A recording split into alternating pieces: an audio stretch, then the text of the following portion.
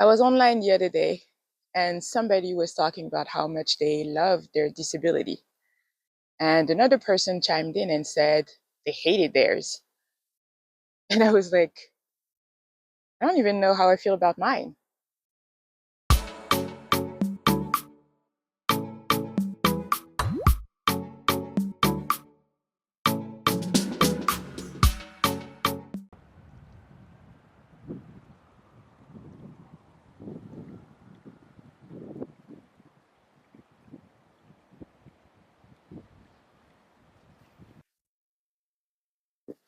My bio on YouTube says proud, disabled, black woman. And that's how I feel. I'm proud of every part of my identity, the woman part, the black part, the disabled part. That doesn't mean that I love every part of each one of those things. I mean, you go through hard times being a woman. Same thing with being black. And yes, same thing with being disabled. So, yes, pride, a lot of it. Proud of the way I manage and handle things in general. And this state of disability in particular. Do I love it? Honestly, I've never really asked myself that question. I love some of the things that it brought me. You know, some of the people that I met, a lot of people that I've met that I don't think I would have met otherwise, like Dr. Henry, for example. Honestly, I don't even know where we could have crossed paths and actually stopped and have a conversation, if not for the fact that he's my doctor. Um, he's a very interesting person who has a lot to offer, but I would have never known because I most likely would have never met him. And in a different setting, we may not have uh, taken the time of or had the opportunity to engage in a conversation. So we would have never known. Um, and would have never, known who each other was and is. So, you know? So this is one of those things. A lot of the people that I met within the disability community, um, online and in person, it's an unfortunate club uh, because none of us chose to be a part of it. We all came to uh, belonging either because we were born with it or had an accident or uh, became sick, and here we are, all together in this huge club um, that can really welcome anyone at any moment, which is the unfortunate part in my mind because it's not a choice, right? So that's why I call it unfortunate. But I also acknowledge the fact that within that group, as in any group, we're not monolithic. So some people love uh, being in it, love being disabled, um, and I will let them describe how it feels for themselves because I don't know. Um, that's not my experience. And also, if you're born disabled, this is all you know. And so I'm guessing you might at times dream of a different experience, a different life, but you don't know what it may be like. So again, I don't want to speak for people who have that experience because only they would know and not all of them would feel the same. I wasn't born with a disability or disabilities. And so I had another life before this one. It's like when you talk about before Christ and after Christ, it's called before disability and after disability.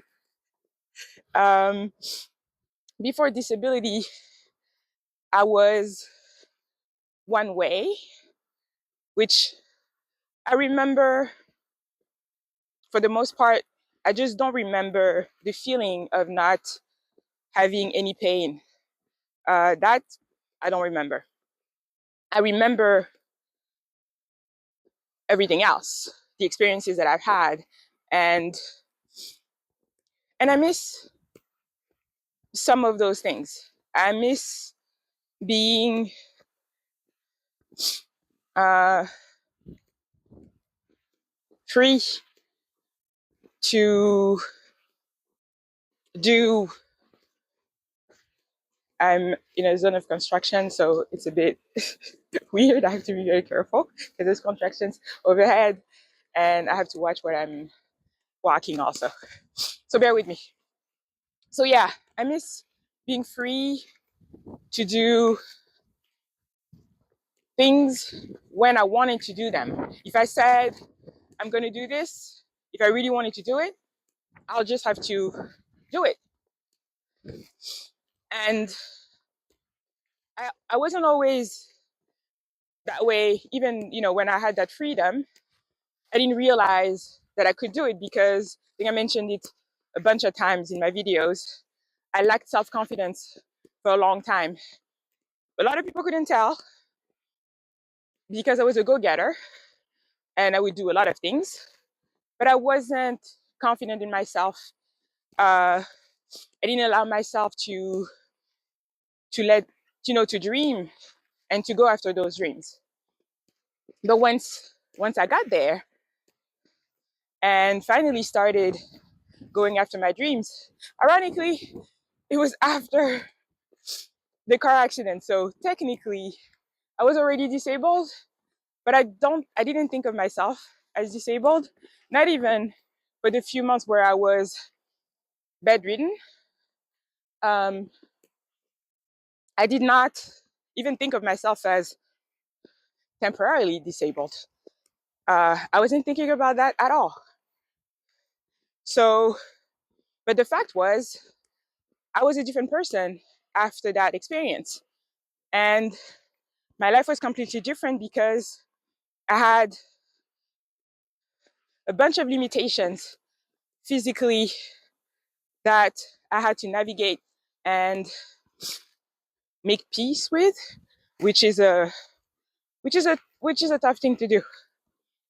But I think this is also one of those things that I'm grateful for because at every turn, whenever I've had to make those adjustments and make peace with limitations, changes, and things of that nature. I did it. Hello. Have a good one. Thank you. I'm constantly doing it actually. So it's a process and it's a difficult one because where something is forced upon you, you can reject it altogether. And in certain circumstances, rejecting it means you can make a different choice, and it's going to work out. When it comes to something like this, it's forced upon you, and then you have to decide, what are you going to do with it? How are you going to manage it? Are you going to reject it? If I reject it completely, the only thing that I can reject completely is the label and say, well, I'm not disabled. Would that really change anything? Uh, to my daily life, I'm not sure in terms of the way I think about myself, because I don't define myself, by labels. But if I need to get some, access to certain services and things like that, then I have to carry that label and I have to fight for it, actually. I have to defend it with everything that I have, because this is the only way that you can get some consideration. And even then, it's far from being enough. You constantly have to fight. This is one of those things that I really, let's talk about hate now. Hate is a strong word, but this is really one of the things that I hate about being disabled, having disabilities, constantly having to explain myself, justify myself, constantly being told, oh, you don't look like, okay, yeah, we got it. I don't look like, I don't know what that means. What is disability supposed to look like? And what do I look like? You know, some of those things are just exhausting. Having to manage, you know, bureaucracy. It's awful, awful, awful, awful. I hate that. I hate the way that disabled people are seen, or actually not seen. Look at this. Not seen in this world, and or put in boxes, and just it's just assumed that, first of all, that you should be only one way, and if you're that one way, then we put you in that corner, and that's it. I i hate that. I hate being in pain 24/7. I'm talking to you right now, and I could do like an inventory of all the spots that hurt, and but we don't have all day, and that's what it would take for you to know everything that's going on in my body right now. And it's not just right now, it's all the time. I'm in pain all the time. And that is the worst part. It is really the part that I wish could go away. I hate being limited in my dreams also sometimes, because I've had to give up so many dreams. Some of them I'm just thinking they're on pause, and I might still be able to make them come true. Others, they're just gone, and you have to be okay with that. The constant mourning of who you were yesterday or even just this morning, that's something that I also really dislike. But I love who I am. So that includes that disabled version of who I am. I love her. And I love her unconditionally. Yes, I'm still hopeful that better days are ahead, that improvement is ahead. But even if it doesn't happen, that version right now is still able to do some things, and I want to hold on to those things. see also how I can expand, because that's another thing.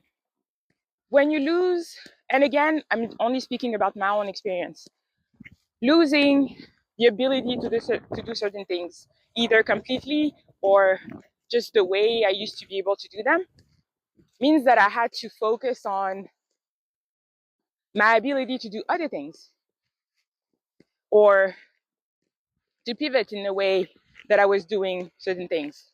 And it feels sometimes like you're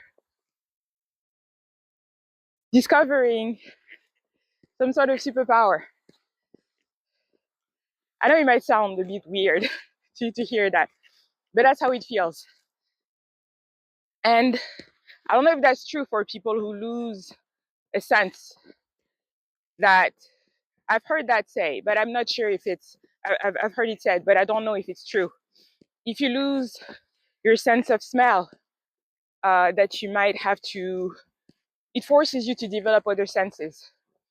And that's the way I feel about losing the ability to do certain things that I used to do easily, or not easily, if not easily, I was just able to do them.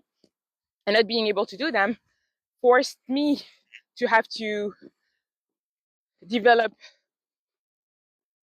other tools, other ways, and it served me because I've expanded on the person that I used to be. It was pretty awesome. And I've added things. I've lost things, yes, but I've also added things. So, but I'm still figuring that out, and especially with like in the professional realm, because that's still kind of a, I don't know. Um, Another thing that I have a hard time with is the way it changes the relationship with people. But I don't know that I would say that I hate it, because in some way it helps you determine who truly is for you. And also that sometimes, even when people stop being for you, when they don't understand what you're going through, maybe they just don't want to be part of the journey anymore, because you're just not the person that they used to know. So I respect that.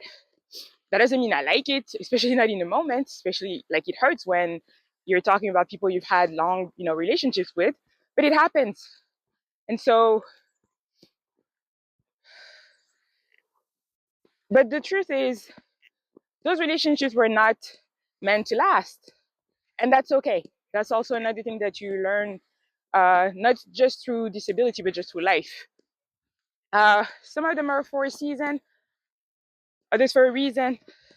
All of them are for a reason. But the season can be long, or it just can be a short one.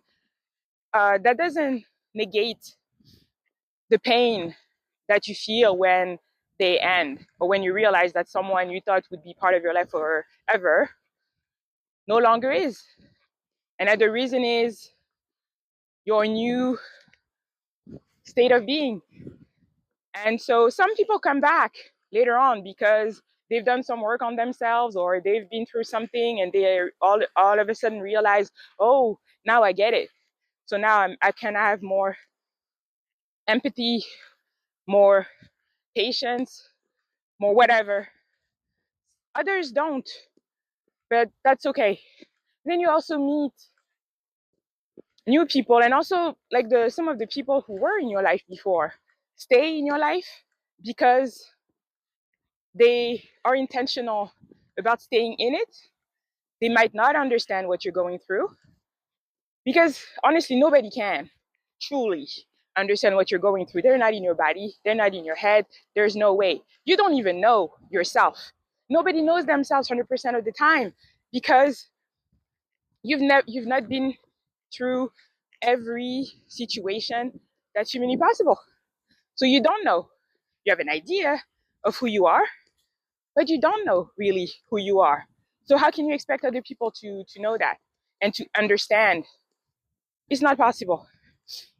But even if you don't understand, if you have someone in your life who's gone through a big change like that, who's become disabled, a different version of themselves, whether it's temporarily or seems like it's permanent, what can you do to still make that relationship work if it's worth it for both of you? That's the beauty in those choices that we constantly have to make, because when people choose to be there for you in the way that you are now, it's amazing. And those are the relationships that I cherish, that I want to hold dear and do my best to, protect and, yeah, treasure, maintain. So yeah, you have to let go of some things. It hurts.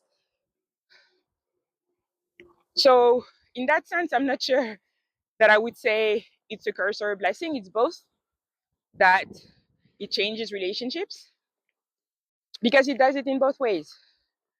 So it just is. And I think at the core, that's really how I feel about this whole thing. It it is.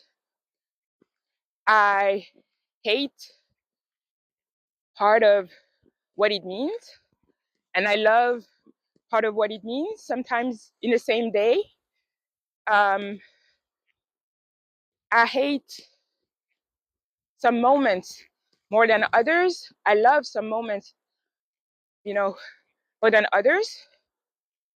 So it's constantly changing and evolving. There's no blueprint. There's no should. Nobody can tell you how to feel.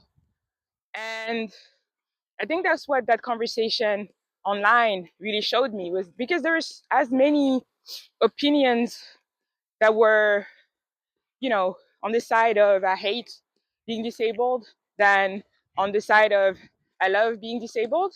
And everybody's opinion is valid. Everybody's experience is valid. That's what it is. So for me, I'm glad I got a chance to think through those feelings out loud with you right now, because I actually never really, I'd never really done that before. I don't really spend that much time thinking about how I feel about my situation.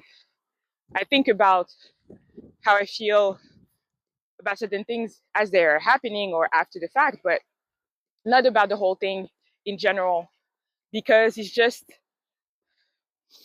my life and I love my life. That I can say emphatically. I really love my life. And again, that doesn't mean that I love it all the time in the same way and I love every single thing that happens in it. That's not true, you know that. But as a whole, I love it. And so I think that's where I land in this conversation. It's complex, just like my health is complex. I'm walking right now. I'm enjoying this beautiful day outdoors, and I'm in a lot of pain. I don't know how long I'm going to last. I don't know how I'm going to feel when it's over. I don't know how I'm going to feel later tonight. I don't know how I'm going to feel tomorrow. I'm certainly going to pay a price, because that's usually what happens on the days where you feel a little bit better. You end up doing a lot, and sometimes way too much, and then you pay the price. But I kind of feel okay with that. I want to give myself grace, because there's no way to know really how much too much is. Like with experience, yeah, you get a better sense of it, but it's really tough. And sometimes it's worth doing too much to enjoy the beauty that's around me like that. Because there are days many days where I cannot do that. I cannot get out of my bed. I cannot get out of my apartment. And so when I can, I'm committed to doing it fully, still being careful, obviously, but uh, not being too, what's the word, cheap with myself, if that makes sense. I want it to be rich. I want it to be full. I want it to be whole. So yeah, I'm really loving this. That I love. No question about it. I really love it. So yeah, that's it for now. Thank you for watching. I hope you're gonna continue to tune in. I've been really uh, loving the additional support that I've received in recent weeks. More people have found me. So thank you to the newbies, to the newcomers. Welcome, welcome, welcome. I hope you stay and I hope you enjoy. Thank you to the day ones. Thank you to the in-betweens. Thank you to everyone, truly. Uh, as usual, don't forget to like, comment, subscribe, and share. And I will see you in the next one. Bye bye.